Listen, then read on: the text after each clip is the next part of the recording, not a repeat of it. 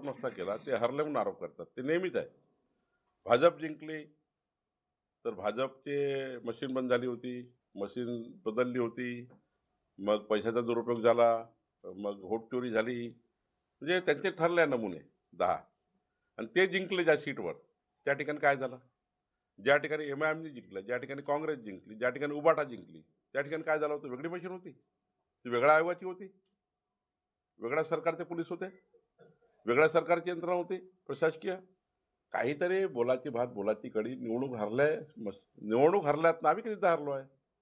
आम्ही हरत राहिलो आहे, हरतच राहिलो आहे जीवनभर. 1980 पासून हरतच आलो आहे. पण आम्हीच काय, आम्ही निवडणुकीत जेव्हा पराभव आमचा होतो तेव्हा आम्ही त्यातनं शिकतो आणि शिकल्यातून जिंकतो. आम्ही रडत बसत नाही. ज्या ठिकाणी आमच्या सीट पडल्या त्या ठिकाणी आम्ही अभ्यास करतोय कशामुळे पडलाय. शेवटी आमचं चिंतन आहे, आत्मचिंतन आहे. तिकडं बिनडोकपण आहे. आरोप केले घरी जायचं. ठाण्यामध्ये आणि इतर ठिकाणी उपमहापौर पद शिंदेसेनेने भाजपला दिलं, तर तसं छत्रपती संभाजीनगरमध्ये शिंदेसेनेला पण. नाही, आमची चर्चा सुरू आहे सतत छत्रपती संभाजीनगर बद्दल. कालपर्यंत आपल्याला माहिती आहे की आमचे परिवारातले सर्व घटक असलेले अजितदादा आमच्यात नाही, यातनं आम्ही सर्वच दुःखामध्ये मागच्या दिवसापासून आहोत. त्यामुळे आज काही चर्चा झाली नाही. 1-2 दिवसामध्ये चर्चा होऊन निर्णय करू. या जिल्ह्यामध्ये तुम्ही युतीमध्ये लढताय आणि युतीमध्ये लढताना तुम्ही फक्त 16 ठिकाणी एकत्र आहात, बाकी एकमेकांच्या विरोधात आहात, एकमेकांची उणीधुणी काढणं सुरू झालेली आहे. मग युतीतही लढायचं, एकमेकांवर टीकाही करायची आणि सामोरं जायचं, नागरिकांमध्ये संभ्रम होणार नाही?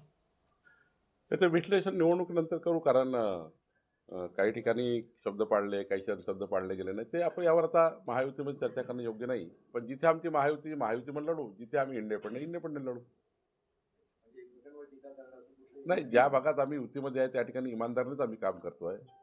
आम्ही कुठेही त्या ठिकाणी चुकीचं होणार नाही. पण ज्या ठिकाणी आता युतीमध्ये नाही आहे त्या ठिकाणी पण एक पळाच आहे. मित्रपक्ष यांना मतभेद आणि मनभेद त्यांच्यात तयार होणार नाही, याची काळजी सर्वांनी घ्यायची. त्यांनी घ्यायची, यांनी घ्यायची, आम्ही घ्यायची, मी घ्यायची, सर्वांनी घ्यायची. आणि साधारणतः निवडणुकी टीकाटिप्पणीवर नाही लढायची आहे. आम्ही सर्व नेत्यांना सांगितलं आहे, आजही मी सूचना दिल्या आहे. कोणावर टीकाटिप्पणी करून निवडणूक लढायची नाही. तर निवडणूक डेव्हलपमेंटचा प्लॅन तुम्ही लोकांना सांगा, ह्या संकल्पनामा याच्यावर आम्ही लढतोय. यानंतर आम्ही कोणीही टीकाटिप्पणीवर निवडणूक लढणार नाही. आम्ही कोणावर आरोप प्रत्यारोप करणार नाही. आमचे मुख्यमंत्री देवेंद्र फडणवीसजींनी आतापर्यंत जेवढ्या बैठक घेतल्या महाराष्ट्रात, एकही व्यक्तीबद्दल त्यांनी शब्द काढला नाही किंवा विरोधकावरही शब्द काढला नाही.